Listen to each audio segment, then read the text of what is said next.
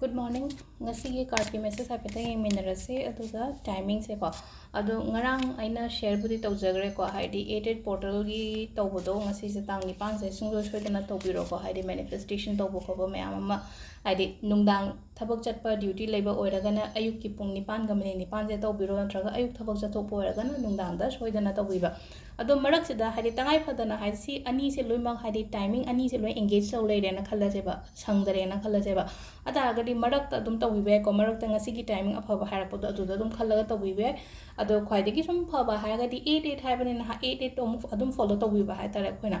ado ahambara koi gi card ki message yenga se ko aduga amana money ball semba yai ko money ball semba se koi gi business to mi gi oina hairagadi money ball gumba kai gumba ngasi sembi be yai ko hanagi chain gumba do akoina haidi langthok pigraga haidi langthok pai ising da hidagera ising kaino akoi pokhi gumba da thadagera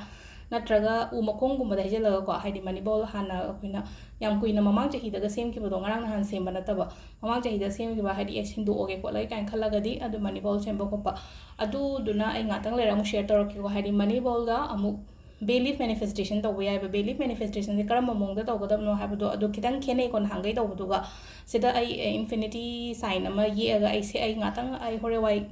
horen pung ni pan nang na ba hai tare ko nung dang gi pung ni pan du shoi shoi dan to biyo hore ni pan nang na ba ai share to jara ke sisina only just special gi oina ni ko keno gi se haziki aina hai rai se hai business sumba to bo mi gi oina natraga hadi ko ishagi oina paisa nungsa attract tawna ba khona ba se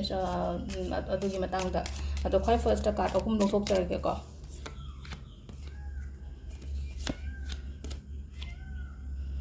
sire ka khoi gi card ahum sa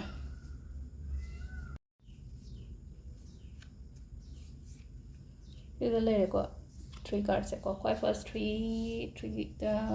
of wands and like ko three of wands se haidi akoina kenoma ngairaga leiba pot haitare ko ngairaga leiba potto haidi adugi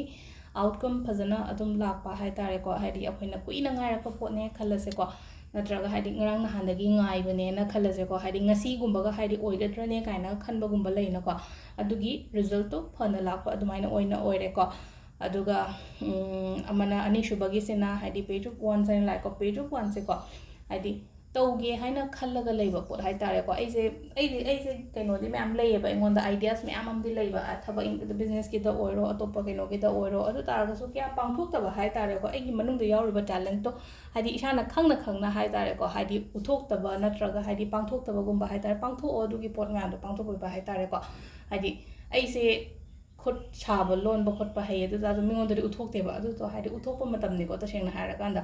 admaina oina oi ko aduga last ke 7 of cups se opportunities ma'am ma lak pa ya opportunities ma'am lak pa sida ma to la en so khala se ko ma to la en khala so sida ko hadi phajana thidu oga he sisina khwai dagi phai ko le hana dai taroga poto pai bi ba hadi heta taret aphawa la taret engonda kaino ma hadi mina tawena taret to loina mak tawda na taba khara adudai khandu oga hai tare ko aduga amasu ko hadi opportunity accept to bose kya tawgande ba khambra aduduna hai tare ko accept to ba haraga ri hadi mina kanam to so hai logon da ba khangan da ba natraga hadi changjan da ba ko ta ba dum taw da changjan biu ko sigi pot se man sigi pot se da ko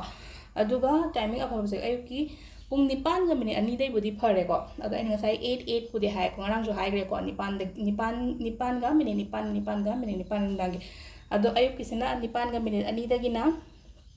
baroga minute yankai nipan phau lere tege amu ani ga minute kunthra tare tege na mari ga minute tara taruk phau pong lere dungdang na amu tare ka minute tara taruk tege na nipan ga minute kunthra tare phau lere ko aduga atheng magi na amu mapan ga minute yankai mapan dagi na ani ga minute ahum phau ba amta nang hodre na khala se ta ding sai gi hari mapan ga minute yankai mapan dagi na pung ani ga minute ahum phau ko sida to bi ba yare ko ado akoina asise akoigi lapuna ko lapwa se hydrate gumba kai gumba adumba season bi ba yai ko na color da kai da hadi chathok da kot da set ke khot ken haraga di ko hada sida lering asigi card message ma'am thank you